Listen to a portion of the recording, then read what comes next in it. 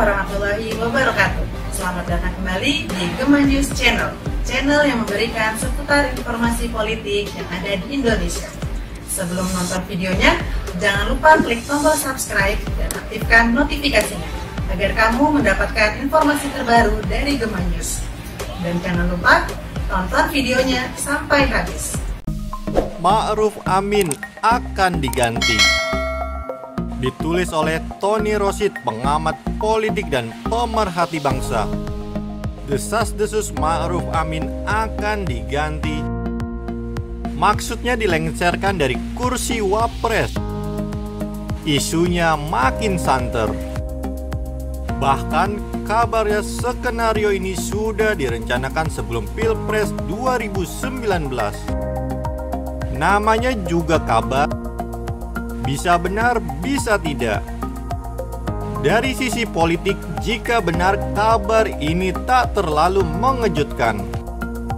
Sebab posisi Ma'ruf Amin lemah, tidak punya partai, dan dianggap tidak sepenuhnya merepresentasikan kepentingan Nahdliyin, organisasi asal Kiai Ma'ruf ini. Menjadi wapres, tapi Menteri Agama malah lepas dari NU. Kerja dan dukungan PBNU untuk kemenangan Jokowi Ma'ruf total. Tapi kompensasi yang diberikan kepada NU tak sebanding. Sebagai vote getter, pilih Ma'ruf Amin sebagai cawapres cukup efektif. Kantong suara Nahdliyin bisa diambil, terutama untuk mengimbangi suara umat Islam yang anti terhadap Jokowi, khususnya di Jawa Tengah dan Jawa Timur. Jika Ma'ruf Amin diganti, bagaimana respon PKB dan PBNU? Yang pasti Ma'ruf Amin tidak mewakili PKB. PKB punya jatah sendiri di kabinet. Untuk PBNU, jika posisi Menteri Agama kembali diserahkan kepada kader NU, ini akan melegakan. Proporsional. Sebab banyak garapan kemenak itu ada di wilayah NU. Mungkinkah posisi wapres ditukar gulingkan dengan Menteri Agama? Sepertinya PBNU tak keberatan.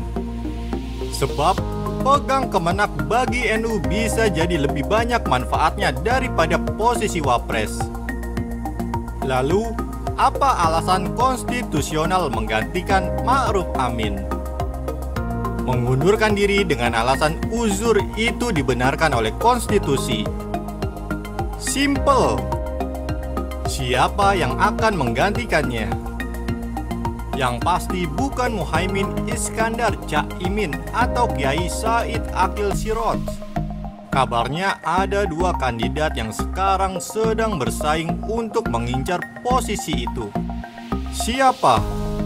Budi Gunawan dan Prabowo Subianto. Budi Gunawan orang dekat Megawati, Ketua Umum PDIP. PDIP cukup besar jumlah kursinya di DPR jika nanti terjadi pemilihan di parlemen. Tapi Jokowi nampaknya lebih srek ke Prabowo Subianto untuk mendampingi dirinya. Kenapa? Pertama, selama ini Jokowi selalu berhasil menghindari kooptasi Megawati. Pilihan ke Luhut Binsar Panjaitan selama 2 periode kepemimpinannya adalah bentuk nyata dari upaya Jokowi menghindari kooptasi Megawati. Sementara Budi Gunawan orang Mega. Kedua, Prabowo tak diragukan loyalitasnya kepada atasannya. Jokowi tak perlu risau dan merasa khawatir terhadap Prabowo. Nggak akan menelikung atasan. LBP adalah orang yang kenal benar siapa Prabowo. Dituduh menelikung PKS dan umat itu soal yang berbeda. Karena PKS dan umat bukan atasan Prabowo. Ini yang harus dipahami. Ketiga, Prabowo punya partai Gerindra. Jumlah kursinya juga signifikan. Ini juga bisa jadi alasan kenapa Prabowo mempertahankan posisinya sebagai Ketua Umum Partai Gerindra. Selain alasan untuk persiapan Pilpres 2024, Gerindra akan digarda terdepan untuk backup Jokowi. Ini sekaligus memberi pesan bahwa Jokowi merasa aman jika 2024 Prabowo jadi presiden. Keempat, Prabowo militer. Keberadaan militer sebagai wapres akan menjadi perisai saat Indonesia dihantam krisis. Mesin militer bisa digunakan untuk menghadang jika terjadi demo besar-besaran di masa krisis. Ingat, Indonesia sudah masuk masa resesi. Pertumbuhan ekonomi minus 5,32, kabarnya bahkan lebih dari itu. Akhir tahun ini negara kehabisan uang. Ini bisa jadi gejolak ekonomi yang berefek pada gejolak sosial dan politik. Di situ peran Prabowo yang berlatar belakang militer menjadi penting. Siapa yang akan menggantikan posisi Ma'ruf Amin akan bergantung kelihayan kedua partai besar itu bermanuver. Antara PDIP versus Gerindra. Tapi ada pertanyaan mendasar yang tak boleh diabaikan. Apakah Ma'ruf Amin akan legowo untuk mundur? Atau sebaliknya mantan kader P3 dan PKB ini justru bermanuver untuk mengganti presiden. Ingat, politik itu tidak linier.